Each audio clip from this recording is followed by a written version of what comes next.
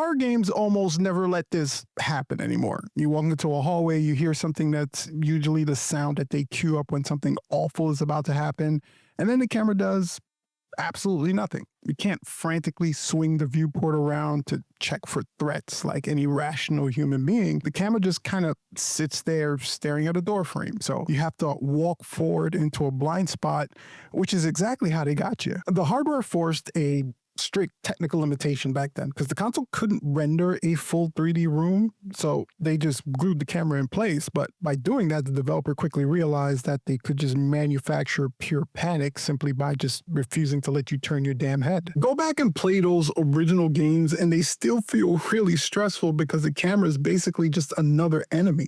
You're literally fighting the director. Whenever anyone talks classic Resident Evil, they usually bring up the hits, the tank controls, that first zombie turning his head over his shoulder like you just interrupted a private moment. But the glue that was actually holding all that craziness together was the camera. A camera in a video game today is basically a tool. You use it to check your corners, verify the threat. Resident Evil basically stripped that right out of your hands. When you walk through the door, the game dictated the shot. Sometimes you see a hallway. Sometimes the lens is just kind of glued to the floorboards for some reason. But that changes the entire psychology of the situation. I mean, once the game controls the view, it completely controls the fear.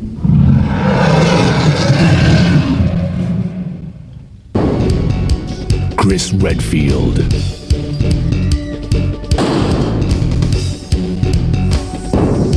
Jill Valentine. Barry Burton.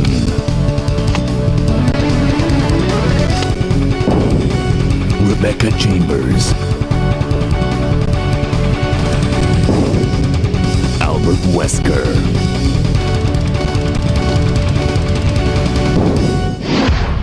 Resident Evil. So ironically, this came about the same way most things back in the day came about, and that's due to the technical limitation of the hardware that was back then. I mean, the PlayStation itself was a great machine, but it had a massive physical constraint, and Konami needed the zombies to actually, look scary. If the console had to render the entire mansion in full 3D in real time, the processing budget would have tanked. The monsters would have ended up looking like a stack of blurry shoeboxes. So they cheated. They used pre-rendered backgrounds. They essentially built this beautifully detailed static painting of a room and then just stacked the 3D character models across the top of it. And because it was basically just a static painting, the mansion could look incredibly rich. I mean, heavy shadows, ridiculously detailed antique furniture looks a hell of a lot better than a bunch of handcrafted, jittery, real-time polygons. Since the camera was bolted to the walls, every angle had to be meticulously locked in advance. So you're pretty much just stepping through a storyboard. So, if the mansion felt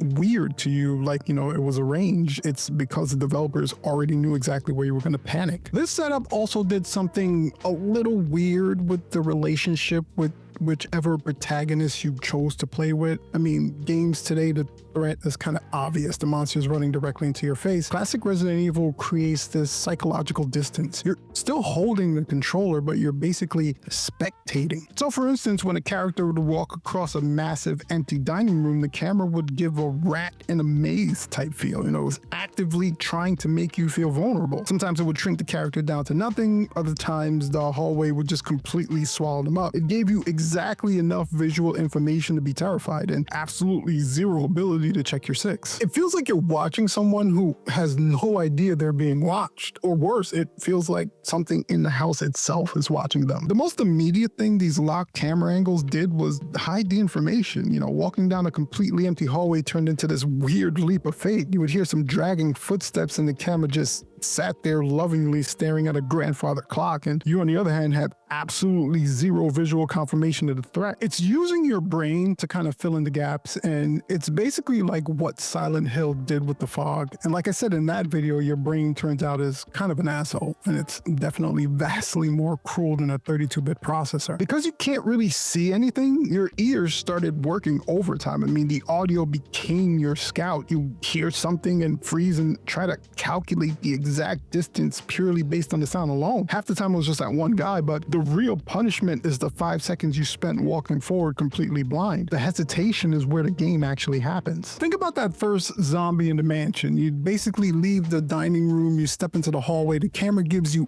absolute trash for situational awareness. You see Jill from like 30 feet away, everything is dead quiet. The shot intentionally blocks the threat just enough so you have to physically walk into the danger zone before your brain even registers what you're actually looking at. People always talk about the zombie's face, but I think the scariest part is that the game forces you to commit your body before you have the facts. This game stripped away all the comfort. You're not gently sweeping with the right stick, you're not peeking around door frames, you're not backpedaling down the hallway while you're keeping your eyes locked on the monster. You're not doing any of that when simply walking into a room can completely change your visual perspective. Every time one of those hard cuts happen, it's like your brain has to reboot its internal map. You're just pushing up on the D-pad to walk forward. A second ago, the camera flips 180 degrees. Now the door you just came in moved and the zombie's still technically standing in the same spot, but your eyes are telling you something completely different. Your confidence is absolutely shot. Now you can't talk original Resident Evil without bringing up one of those hits I mentioned earlier, and that's the tank controls. I mean, people love to call them today, and they have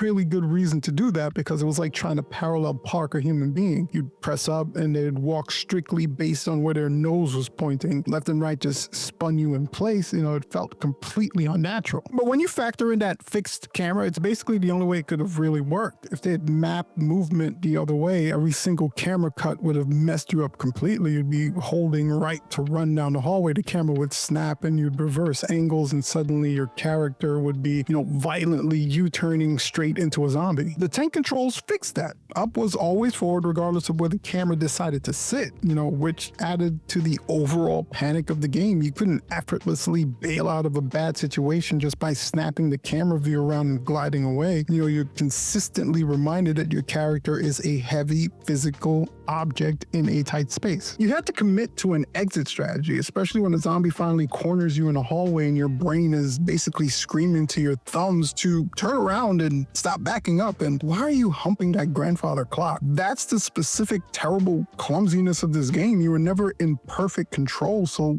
you were never actually safe. One of the most quietly messed up parts about the fixed camera is how it dictated what actually mattered before you even entered the room. You couldn't control your eyeballs. The game chose the frame. If the director wanted the main staircase to look crazy huge, they'd pull it back and make it look huge. If they wanted you to feel boxed in, they would just pin the lens right up against the corner and completely hide the exit. It hijacked your attention entirely. I mean, you're still holding the controller, but you have absolute zero say in how the scene is actually presented to you. That creates something we in the business like to call some bullshit. That's when the game hands you absolute responsibility for staying alive, but intentionally withholds the basic visual data you need to feel safe while doing it.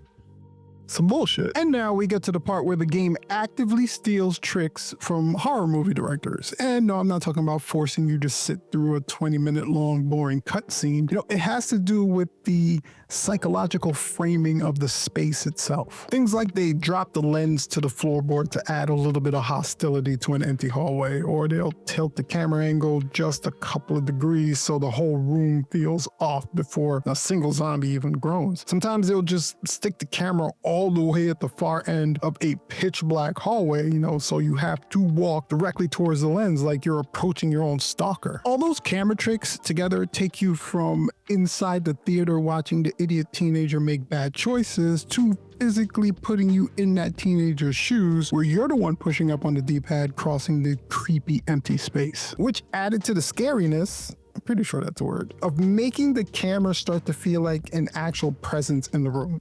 It can feel like sometimes it's hiding from the monster, or sometimes it got into the room 5 minutes before you, which means it absolutely knows what's in there waiting for you, which is kind of messed up, right? It's like every single camera angle is basically taunting you. Like, I know exactly what you want to check, and I am absolutely not going to let you do that. In most cases, a camera is there to help you survive. Here, it just feels like it's actively rooting against you. So how this differs from what we have today is that modern horror is complete visual freedom now. I mean, Resident Evil 4 pulled the camera over Leon's right shoulder and it felt incredible. Gave you total immediacy. You pulled the trigger, you tracked the guy rushing at you with a pitchfork, and you dealt with the problem. But handing you the right stick entirely changes how the fear actually works. I mean, when you control the lens, it's just pure reaction. In these older games, the developer rigged the entire setup. You know, they decided exactly when you got visual confirmation, which meant that the anxiety wasn't coming from the monster actively trying to grab you, came from them deliberately hiding something right outside the massive bezels of your CRT. The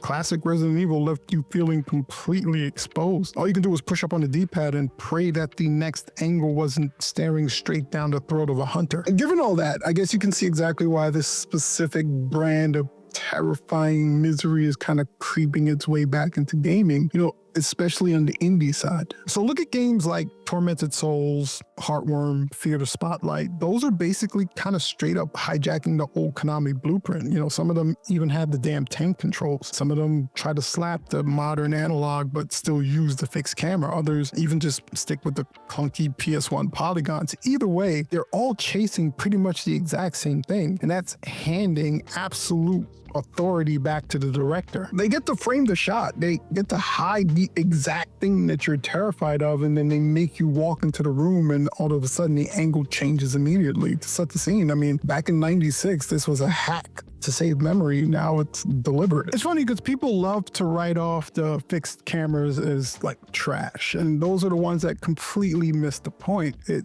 started as a technical compromise, a limitation, the way that usually starts, but it completely hijacked your attention, and the fear handled itself. It accomplished the one thing a horror game actually needs to do. So, you know, put some respect on those locked cameras. That's all I'm saying.